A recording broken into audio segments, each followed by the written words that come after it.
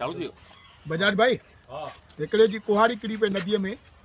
पोइ झूलेलाल खे यादि कयईं चई मुंहिंजी कुहाड़ी गुम थी वई आहे भॻवानु अची वियो की हाणे हिन बंदे जी मां परीक्षा वठां तो बि हे पितल जी कुहाड़ी कढे हीअ इहा कान्हे साईं की लॻे थो माण्हू शरीफ़ आहे पर थोरी अञा लालच मां ॼास वरी ॿी टुबी हणी करे चांदीअ जी कुहाड़ी कढे इहा बि कान्हे साईं तव्हां ग़रीब जी छो थी मज़ाक उॾारियो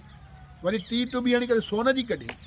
इहा हूंदी की न साईं इहा कान्हे ॾिसो मुंहिंजी लोह जी कुहाड़ी आहे वरी झूलेलाल चौथी टुबी लोह जी कढे इहा साईं मुंहिंजी की तूं माण्हू शरीफ़ आहे तूं चारे कुहारियूं खणी वञ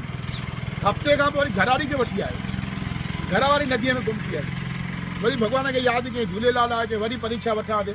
तूं बि हणी करे राणी मुकरजी ॿाहिरि कढी की हीअ तुंहिंजी घरवारी हा इहा ई अचे बेवकूफ़ इहा तुंहिंजी घरवारी आहे चई ॾिसो मां न कंदुमि वरिता फिरती जुता कढंदव वरी श्रीदेवी खे वरी चवंदो चारे खणी वञ इहा बराबरि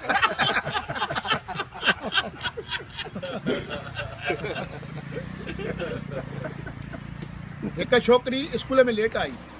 टीचर चयईं तूं लेट छो आयो आहे कि छोकिरो पीछो पियो करे चए छोकिरो पीछो कर त पाण जल्दी अचु न कि छोकिरो आस्ते पियो हले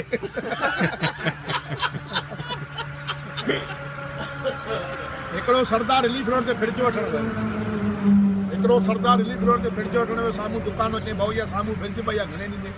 चई दादा मां सरदार जो धंधो न कंदो आहियां हिनखे त अजीब लॻो यार माण्हू धंधे लाइ अलाए केॾे केॾे वेंदा आहिनि हे न थो करे चई ठीकु आहे मां इहा फ्रिज वठी रखंदुमि ॿिए जारे पगड़ी लाहे करे वियो चई जयराम जी की चई जयराम जी की चई इहा साम्हूं फ्रिज पई आहे घणे ॾींदे चई सरदार पगड़ी लाहिण सां पहचान न वेंदी आहे की यार इहे सुञाणे कीअं थो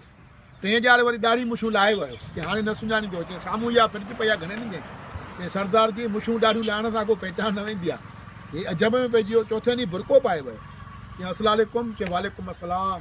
चई इहा साम्हूं फ्रिज पई आहे चई सरदार जी पहिरियों बुरको लाहे चई भाऊ तूं भली फ्रिज न ॾे पर तूं सुञाणे कीअं थो चई इहा फ्रिज कोन्हे कपिड़नि धोइण जी मशीन आहे हुन मां लॻो तूं उहो ई हूंदे असां सिंधियुनि में भॻवानु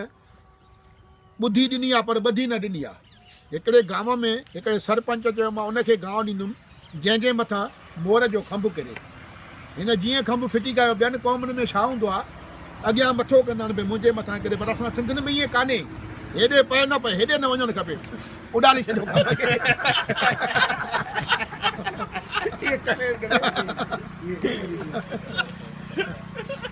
विच में अहमदाबाद में गोड़ थिया ॾाढा गोड़ थी विया हाणे जेल भरिजी हाणे सभिनी खे खूह में विझो पोइ हिकु जो खूह ठाहियो जंहिं महिल सिंधियुनि खे खूह में त हिकिड़े चुन साईं त भॼी वेंदो अचे सिंधी न भॼंदा मूंखे पूरो विश्वास आहे छो सिंधियुनि में हिकिड़ी कहिड़ी खूबी आहे जेकॾहिं हिकिड़ो हेठि वेंदो चवंदो साईं मां वञा की न तूं भॼी वेंदे